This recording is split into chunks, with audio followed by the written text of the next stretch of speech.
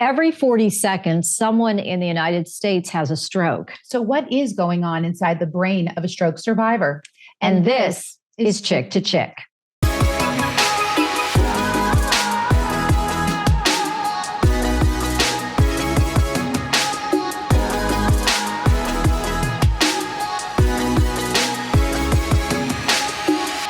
There's been a lot of conversation in Pennsylvania surrounding a certain person. That would be John Fetterman. And that's because he had a stroke in May. We didn't really hear from him much until the debate happened not too long ago in November. And it made everybody think, what is really going on since he had his stroke? Because he just didn't sound good at all. Yeah, so he had this stroke, and his own words, he said this stroke almost killed him.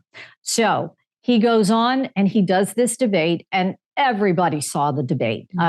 He started it by saying good night instead of good evening. A lot of his words were jumbled. It was hard.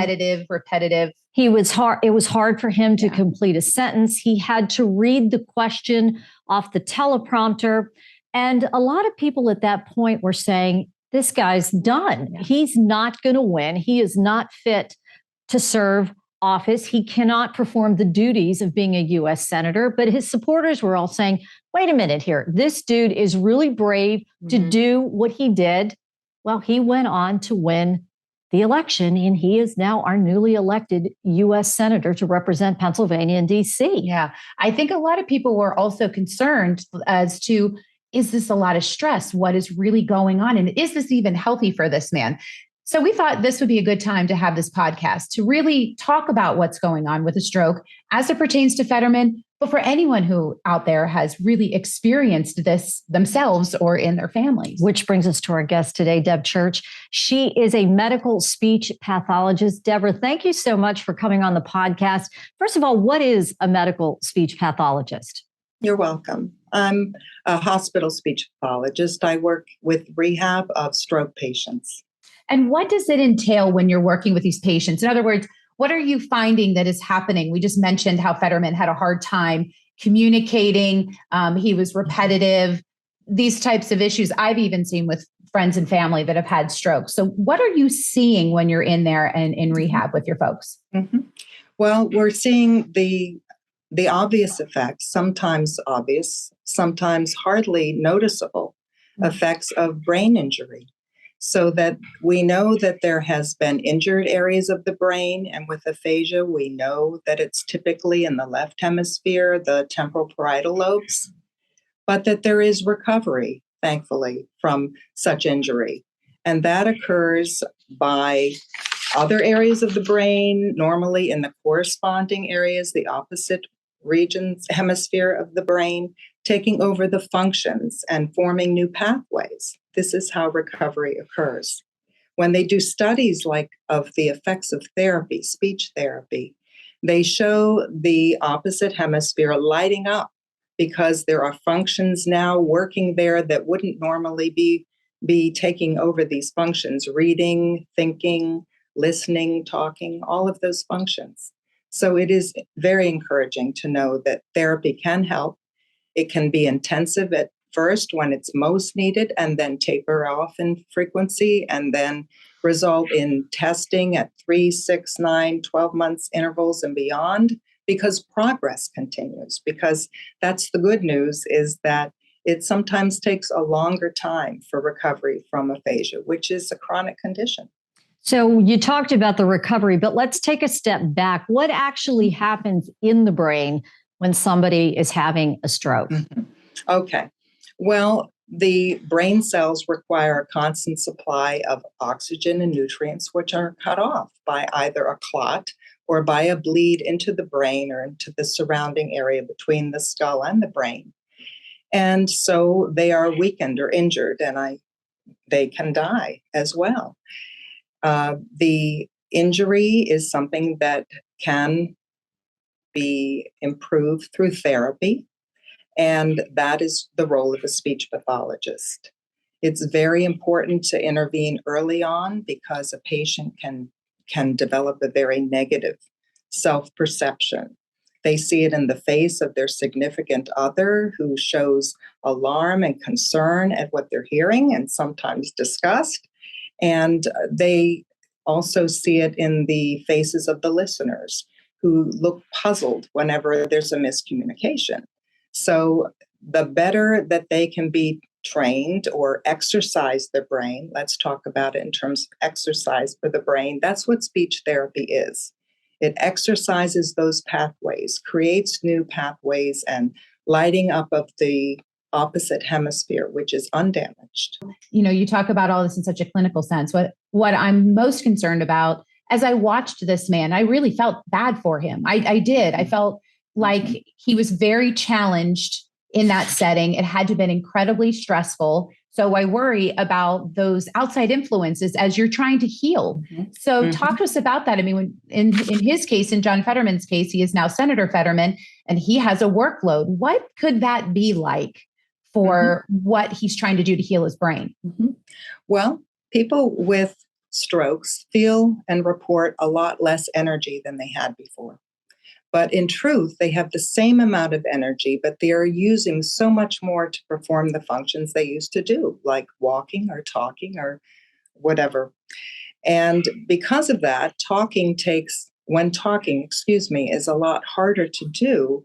The person tries to be on alert and stay on alert for extended periods of time. And that's very, very difficult.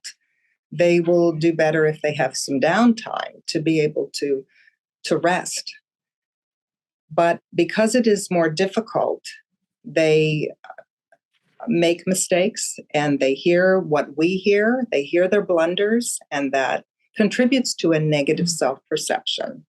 And it is very important for us to be patient, as they need to be patient with themselves. The person with aphasia is their own worst critic. They're always flinching when they hear the same things that we hear. They need us to be patient so they can be patient. You watched the debate. Yes. What did you think when you watched the debate? And were you surprised to see him perform that way? I was. I know that the later in the day it is for someone, that it is harder for them to meet the communication demands. Really, it is best when recovering from aphasia in that recovery period not to have such demands placed on you. It provides more stress, to be blunt. It's stressful to be put on display later in the day. And also, it is more helpful to take your time in formulating what you want to say. So when there are time constraints, that definitely works against the person with aphasia. In the same way, people who are talking to someone with aphasia should talk less fast. It sets more demands on that person to keep up that same pace. And when you're told that you have just a certain amount of time to form your ideas, it is a stressor and it results in a less positive speaking performance. So you were talking about 3 months, 6 months, 9 months, 12 months, these kind of benchmarks. So we're about 6 months out, I believe, from his stroke. So what should we be looking at? And I understand everybody's different. And, we don't even have to just look at Fetterman, but someone who's 6 months, 9 months out from having had a stroke that was pretty debilitating. What could that be like? Well, the lasting or long-term effects of a stroke are very impossible to predict, as you can imagine. For aphasia, speaking about aphasia, a very frequent lasting effect is lack of spontaneity, being able to think on the spot. And that is also because of the time constraints. I think that because I tried to mention that extended therapy is very important, it never really has to end. It can be reduced to once a month, but it needs to take place. I would imagine that more concentration of energy in the areas of participating in therapy, exercising that brain are very, very important. As I mentioned, you can switch from a therapy focus on something in auditory processing to reading, to writing, to verbal expression. It's all over the place.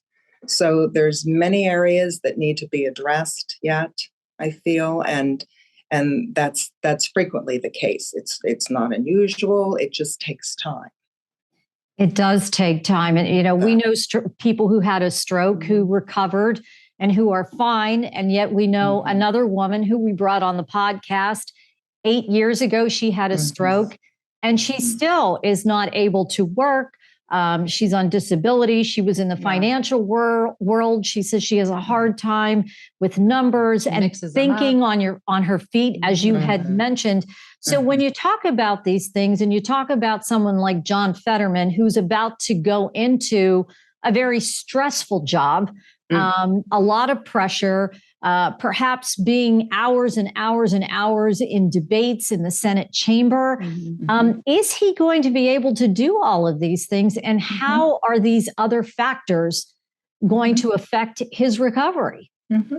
Well, there are some workplace considerations. And sometimes it is better to balance more things that can be handled through emails and text messages and written language than by verbal, and preparation for those kinds of things where there would be rapid exchange of ideas. But it is quite possible. And people do this that are in the teaching profession that have strokes, and lawyers, and any profession we've had.